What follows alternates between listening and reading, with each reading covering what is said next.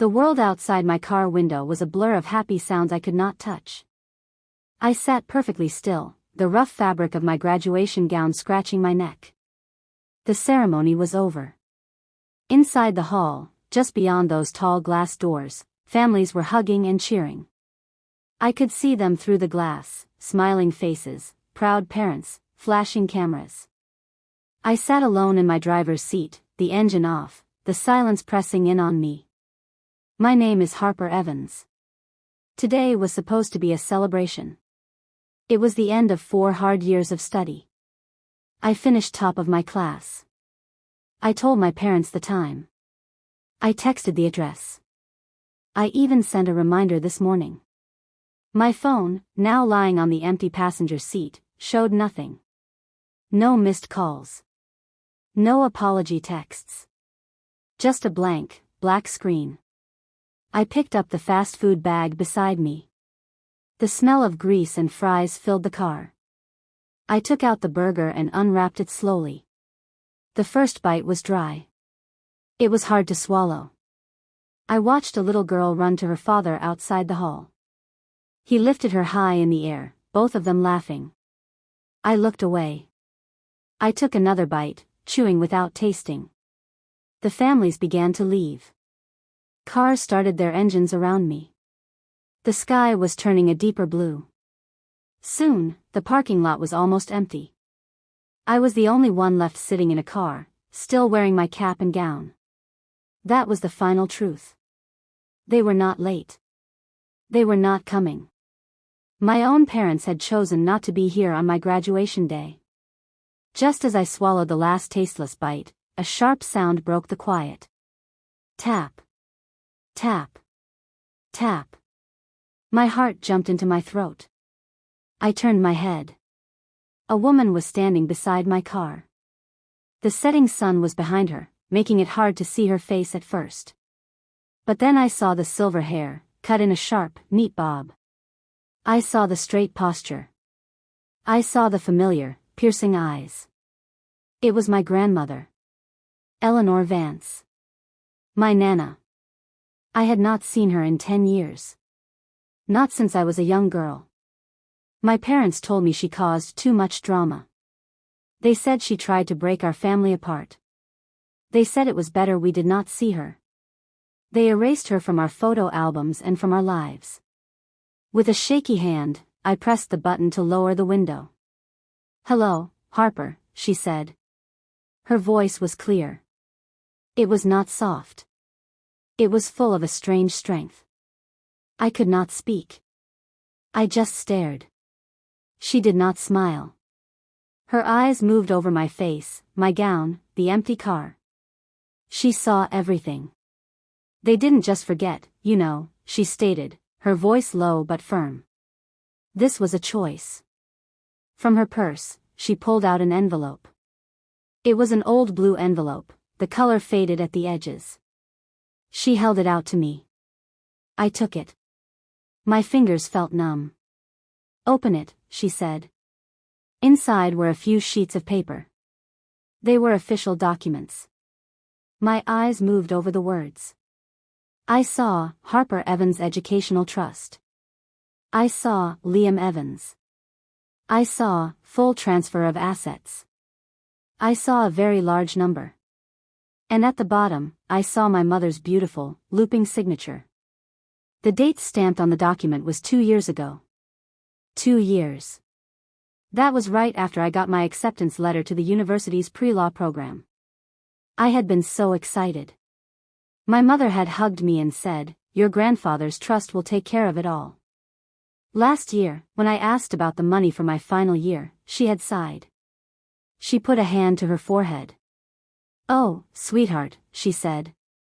"The market was terrible. We lost most of it. We'll have to take out more loans." She looked so sad. I had hugged her and told her it was okay. It was all a lie. They didn't lose it.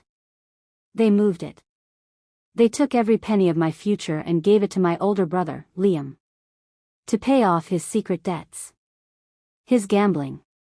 His bad choices. They funded his failures with my dreams. A hot tear fell from my eye and landed on the paper, blurring the number. Nana's hand reached out and rested on my car door. Her skin was thin, her veins blue, but her grip looked strong. "They did the same thing to me, a long time ago," she said, her voice steady. "My inheritance from my own mother. It was meant to be my safety. Your grandfather needed it for a business that was already dead. They pressured me. They made me feel guilty. They took it, and when I protested, they called me difficult. They told everyone I was unstable. That is how they operate, Harper. They take from the women to support the men. And they make you feel crazy if you complain." I wiped my cheek with the back of my hand. The sadness inside me was cracking open. Something new was pouring into the space. It was cold. It was sharp. It was focused. "Why are you showing me this now?" My own voice sounded strange to me. "Because today," Nana said, locking her eyes with mine, "they gave you the gift of clarity. They showed you your true worth in their eyes. 0. Now, you have a decision to make. You can absorb this pain. You can let this be the story of your life, the good daughter who was always overlooked. Or..." She leaned in slightly. "Or we can take it all back. Not with screaming. Not with messy fights. With a plan. With patience. We can reconstruct the future they stole from you. We can make sure they finally see you, not as background noise, but as the consequence of their own actions." I looked down at the document in my hands. It was no longer just a piece of paper. It was evidence. It was the first piece of a map. The map to get my life back. I looked at Nana's face. She was not a ghost from a sad story. She was an ally. She was a general. And she was offering me an army of one. The lonely, forgotten girl in the graduation gown was gone. Someone else sat in her place. Someone with cold eyes and a quiet heart. I carefully slid the papers back into the blue envelope. I placed it on the dashboard. I turned the key in the ignition. The engine came to life, a low, steady hum. I looked straight ahead through the windshield, my hands firm on the wheel. "Teach me," I said, my voice clear in the quiet car. Without a word, Nana walked around the front of the car. She opened the passenger door and settled into the seat, placing her purse neatly on her lap. I put the car in drive and pulled out of the parking space. I did not look back at the empty hall. I did not look at my dark phone. I drove away from the old Harper. The new one had work to do. Nana's apartment was a small, quiet world of order and strategy. Books on law and finance lined the shelves. A large, neat corkboard stood in the corner, empty and waiting. This was our war room. I slept on her sofa, my suitcase tucked beside it. The first lesson began the next morning. "Revenge is not an emotion," Nana said, placing a cup of tea before me. "It is a construction project. Phase 1 is intelligence. We must know their finances, their schedules, their fears. Phase 2 is leverage. We find the pressure points and apply force, quietly." My apprenticeship had begun. I learned to search public records for property deeds and liens. I studied my parents' social media patterns, noting when they posted and what they hid. I was no longer a wounded daughter. I was a student of their destruction. My role was to be the repentant child. I sent my mother a text 2 days later. "Mom, I'm sorry I was so upset. I was just hurt. Can we talk?" She called immediately, her voice dripping with relief. I played my part. My voice shook with false tears. I said I was lost. I said I needed my family. They welcomed me back with open, guilty arms. I started visiting for dinner. I smiled at my brother Liam. I listened to my father Robert talk about work. All the while, I observed. I memorized the password my father mumbled as he logged into his laptop. I noted the locked filing cabinet in his home office. One evening, I arrived early. No one was home. Using the password, I accessed my father's computer. I found budgets, bills, and a folder labeled Liam. It was a ledger of debts, larger than I imagined. Then I found something else. A bank statement for an account I never knew existed. Regular, large deposits came in every month. The source was a string of numbers, not a name. I took pictures with my phone. My hands were steady. The cold focus inside me did not waver. That night, I showed Nana the photos at her kitchen table. She put on her glasses and studied them. "This is the twist," she said, tapping the mysterious account. "This is the secret inside the secret. Who is paying them, and for what?" This changed our plan. The target was no longer just my stolen trust. It was this hidden truth. What was my family selling? Or hiding? Our first legal strike was simple and clean. Using the trust fund documents, Nana helped me file a formal complaint with the probate court. We alleged fraud and coercion. The papers were served to my parents at their home. The house exploded. My mother called me, sobbing angry tears.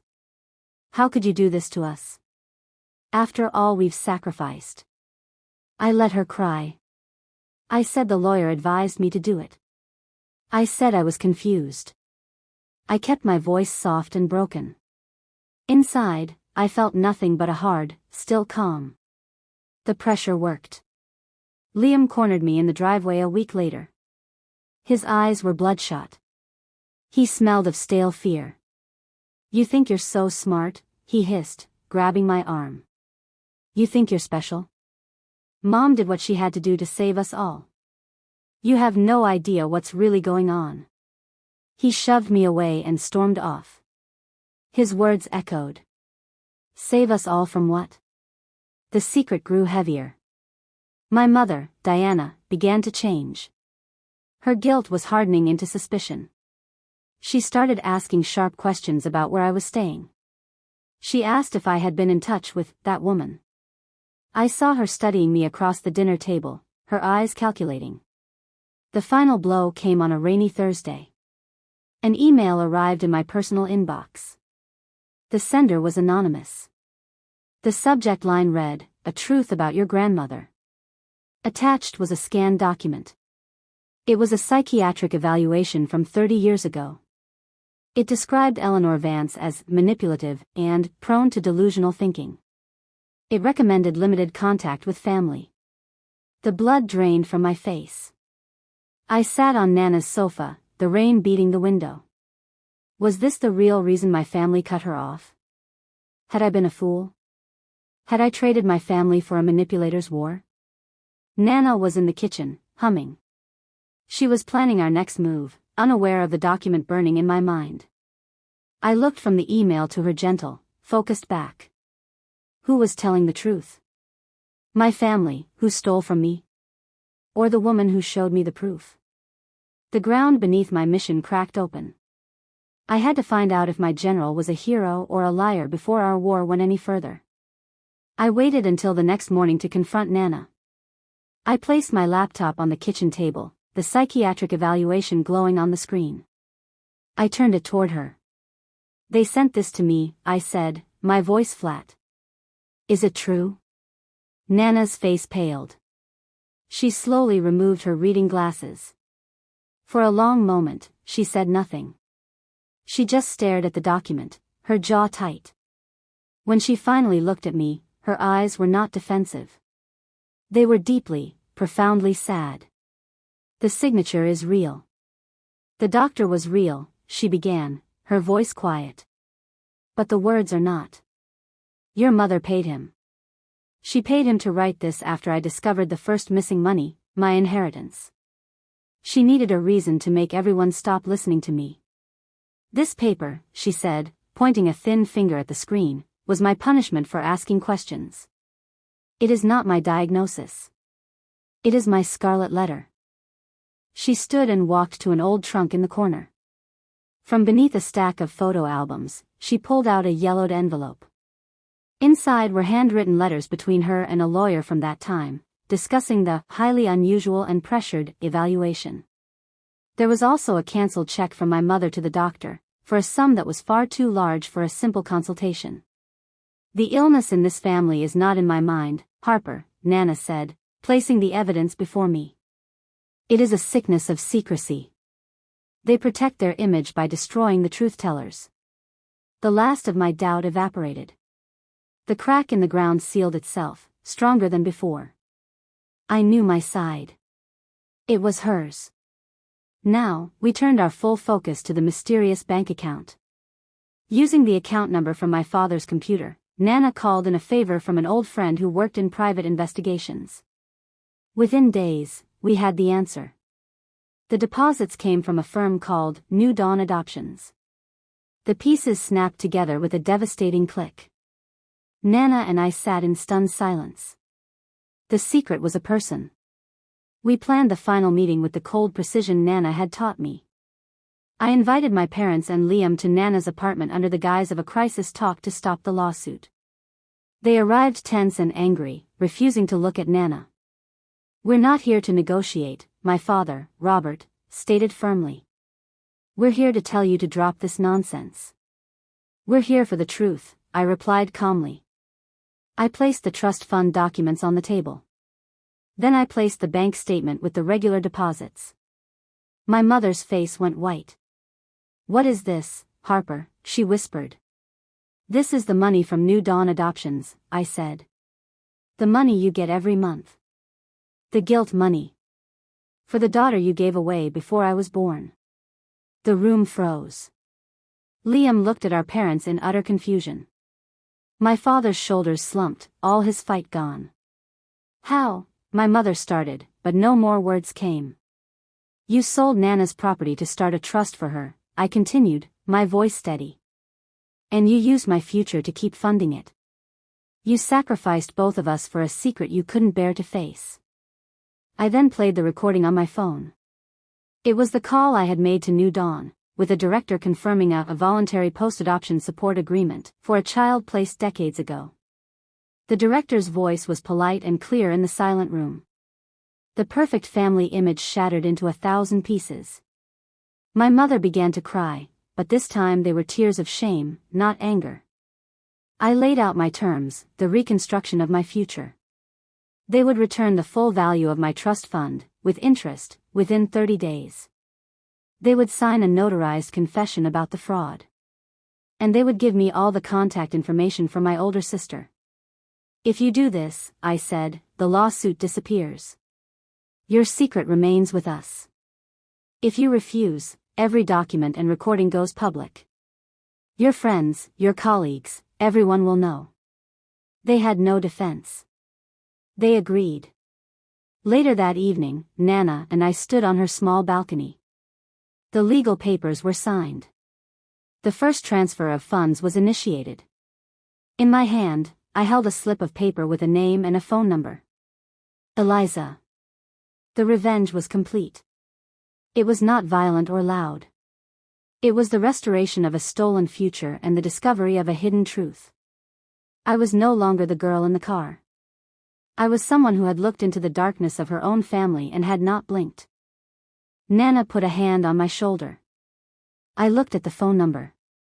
This was not an end, but a different beginning. I took a deep breath, and I began to dial. This is my story, but our stories are what connect us. If you have ever been betrayed by someone you trusted, you know this pain can either break you or become your foundation. Your own reconstruction begins with a single choice. Find your truth. Take back your power. If this story spoke to you, share it with someone who needs to hear it. Subscribe for more stories of secrets reclaimed and justice restored. Your own strength is waiting.